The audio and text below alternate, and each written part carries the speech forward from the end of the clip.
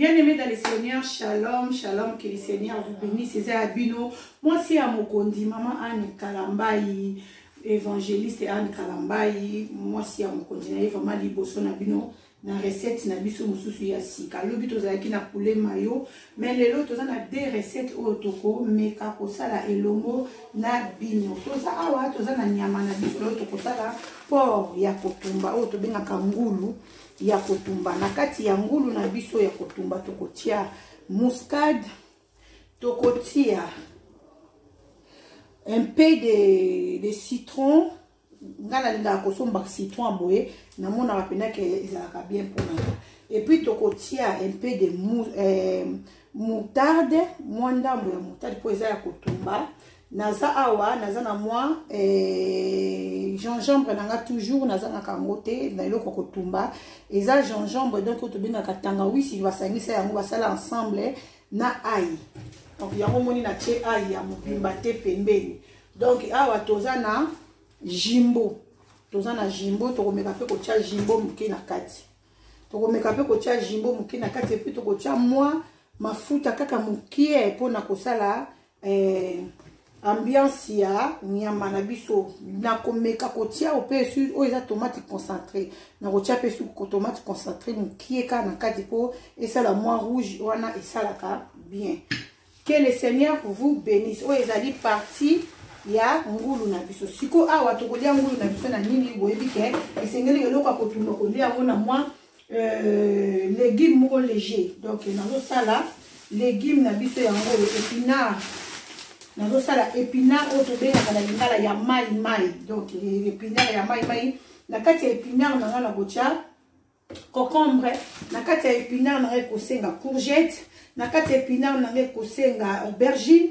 Et puis na koyeba ko boaka mwa tomate ka ndenge eza boye na sukoli yango na boaki tomate na kati na kotia feuille et puis na komeka pe ko boaka mwa pilipili ya mbuma ya eloko moka ya mai mai mingi to baleli kolinga bina biloko mai mai tango tozali na côté wana ya mwa ozomela mwa likene ozomela mwa eloko malili ozomela ngo mesiko na bonzambe to koma okinelonka na koka mwa malili otie na frigo ata mwa top moko ya malili pena tango ozoli eloko mai mai bona mwa batumba ezosunga penda esalaka bien. Et puis naza na kid magie oyo na komekotia na kati ya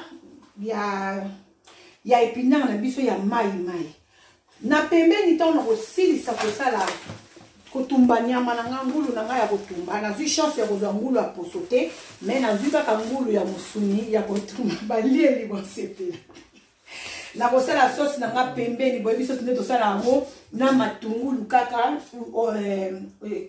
pardon l'huile na kotia nini na biso ya jaune. Et puis na kotia moi céleri na kosala moi sauce moko pembeni mpo na koyeba ya kokalinga mpo na koyeba ko décorer ngombe na biso tango tokosisa kotumba. Alors toleka na makuse puis tokoyeba kosangola makambo nyonso. Donc na récupérer excuse na récupérer ngulu na ngai na kotia mwa muscade na mesure ya ngulu na nga soko za na ngulu ebele yo moko koyeba mesure nini excuse mesure nini okoki kotia na ngulu na yo na kobwakela ngo mwa muscade moke na mesure ya ngulu na ngai. Et puis na kozwa mwa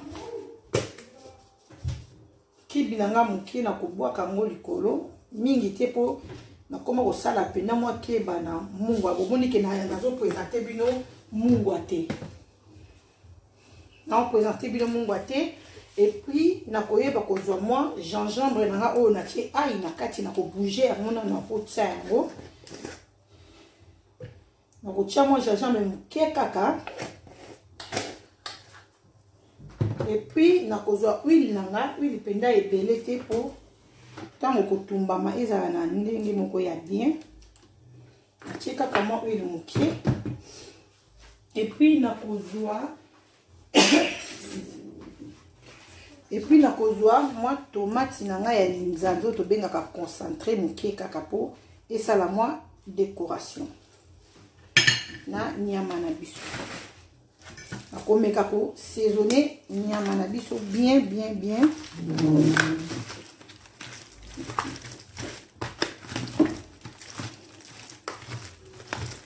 Pour ekota penda bien ko saisonner ngulu na biso.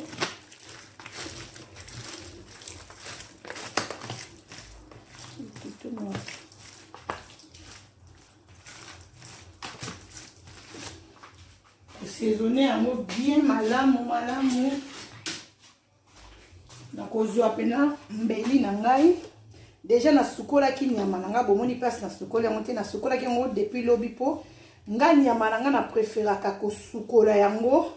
Na sukola yango na boakeli yango aubergine jimbo ndambo ekfandi elali na frigo na aubergine so na yebi ke na kosala yango lobi na saison na kango déjà lobi po nyama na nga ekota penza saisonnement. Biloko mususu na koya kolandisa nanga après. Biloko mususu na koya kolandisa après mais na tiaka déjà na zokisi on tiaka déjà moi jimbo mukie na lalisi yango na frigo na jimbo po na yebi ke na kosala yango lelo. Na zokisa yango bo épice nanga ekota bien na kati. Tokolia tokosepe.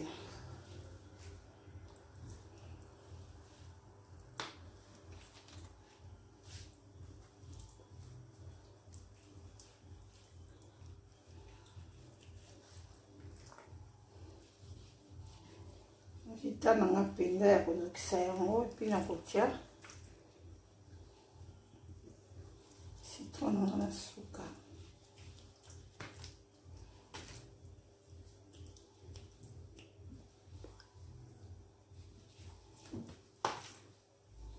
Zokisi yango et puis na zwi mwa citron nanga na tie kaka ndambu kaka mpona essence baloli yango lisusu. Allez vous abonner à Tolonacé TV, c'est 100% Jésus-Christ.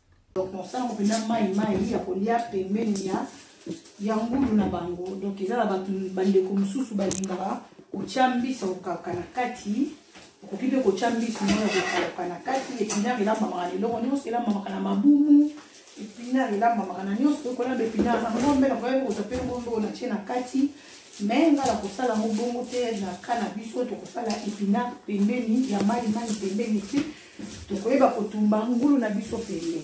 To continue.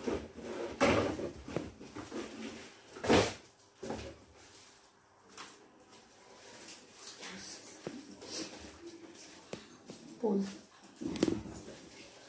Courgette, tu tomate ya mbuma de tomate ya mbuma na mesure ya légume na ngai épinard na nga parce que na osala ngo ya mai et puis na isaki bino ke to lingi su ba mama ya bamungu te na ocha de kibi na nga o na kati ya mikie na kibi na nga na china kati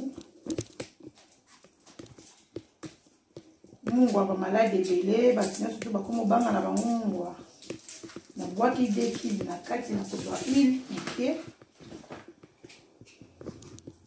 olanda mpe na moto kuna nakotia mo huile kaka mokie na désir ya légume na ngai epuis tokozwa nzungu na biso toke nango na moto toko oze yango na moto.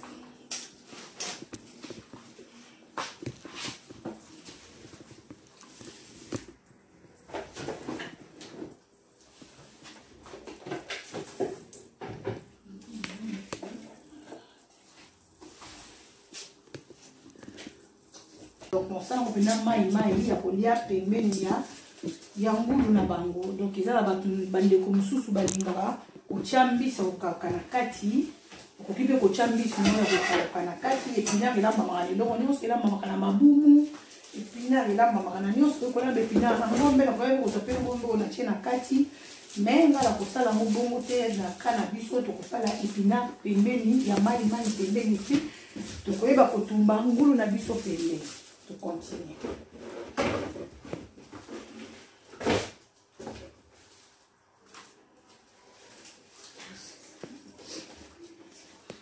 pause.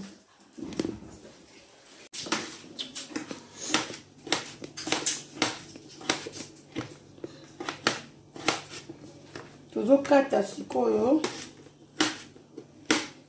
na assaisonnement na biso tokosala nango na huile yango nde tokobwaka le tosi sotumba ngombe na biso tokobwaka ngo likolo ya ngombe tozwi ngombe na biso toke kotia yango na motalaka.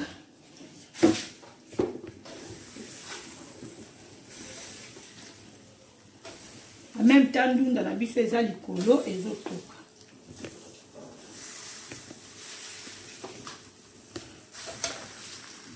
Ngulu na biso totandi yango na motalaka. Barbecue elongo na biso susi ya makala.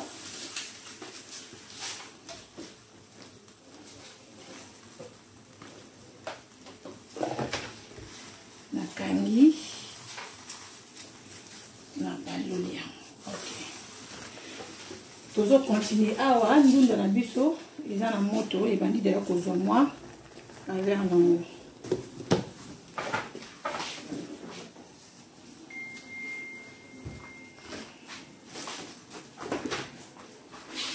Bien aimé biloko na biso tokolia yango na nini? Tokolia yango vraiment na un bon semoule. Ndunda ya mai légume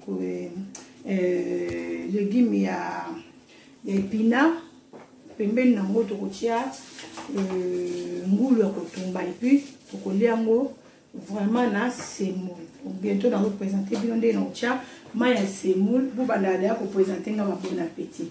Que le Seigneur vous bénisse. On est ensemble. Bien aimé dans le Seigneur, toujours continuer, toujours on a une cuisine isali, toujours continuer pour là les légumes na biso yango yo, totie yango na moto, toujours zira, ba légumes moto ba kisaki lokola tomate, lokola aubergine, lokola courgette, lokola concombre, elemba lokola oignon, elemba po e balana. Bon mona goût mo ko pesa taku to légumes na ombi c'est ça la quantité. Pour que mon andenge pour pesa dia kuna na muwa te to paki ka moitié aubergine pardon moitié qui magie à mike kaka passer na moi bomoni soupe on des années na moi mafuta muki et puis awa to tche soupe mai na biso semoule parce que to kolia mo na semoule na fini quand on te pona na posa et ça la vert donc quand on a posé bima penda vert légumes vert na on a fini quand on a fini quand et pour ma couleur sous normal donc ce qu'on finit quitter et bima vert et puis là c'est à tozana barbecue tozo sala ngulu na biso malembe be la pena po za la pena makatite na munoko na munoko yesu aza nzambe ya bomwani te tokabola mayele bien aimé na ba oyo bazozanga peut-être yozaka na modèle no mususu ya kolamba peut-être kolinga kolamba ngulu mais oyebi ndenge ko salela ngote bon biso tokabola ka mayele na bana nzambe nyonso kolo yesu akozanga te ko pambola biso. Merci, que Dieu vous bénisse. Stop, papa.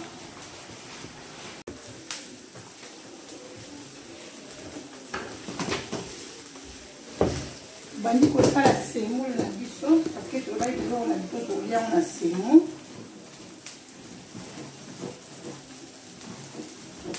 Ngombe na biso ko tumbebeli. Ndunda na biso pe ya ngombe.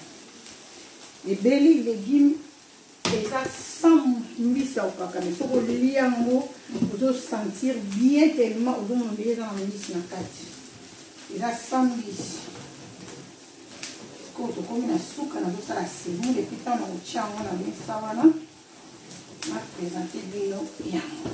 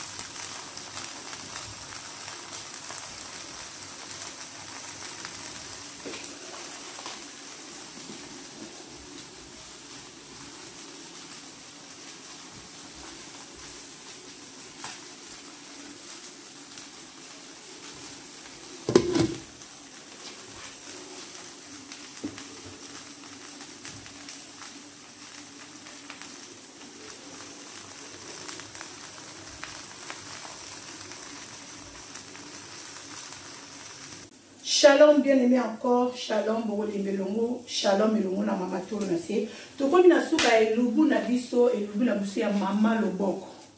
Donc biloko yango yo, résultat nango, légumes yango yo.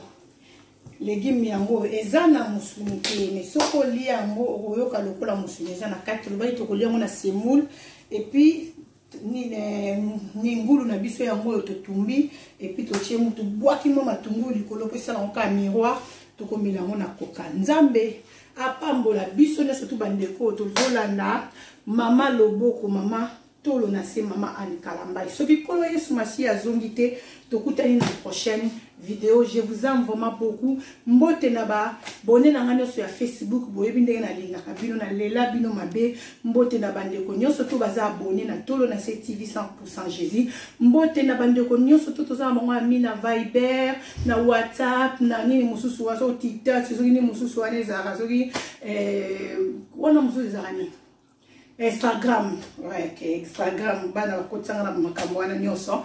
Nzambe apambola biso soki kolo Yesu Masi azongi te tokutani na prochaine vidéo biso to yetoli abope sa tata bon appétit et vous avez madame Mini merci.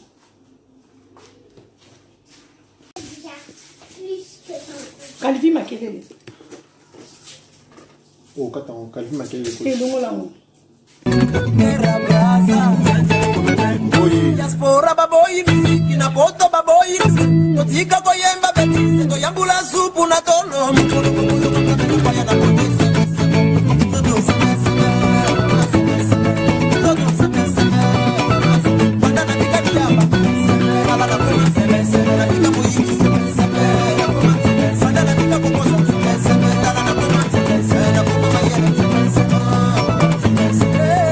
C'est le frère Dominique.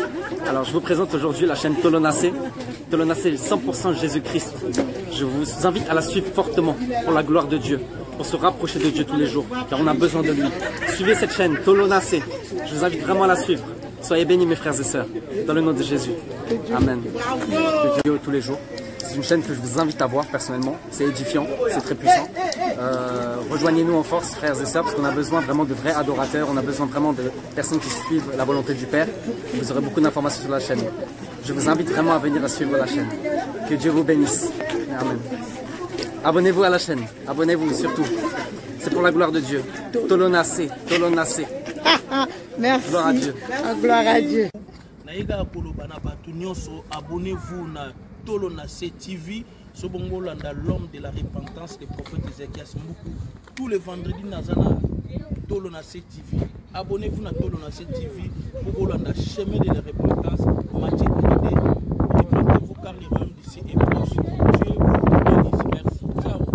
Rendez-vous na Tolonacé TV. Bandekoe, Bignonoso, na s'abonner na Tolonacé. 100%. Jésus. Amen. Sœur Marie-Anne Abia, abonnez-vous sur Tolonacé TV. Le grand Idoine Fatois, l'ingénieur Serge Kabangou, Nalobi Nayo, Tego, abonnez-vous sur Tolonacé TV.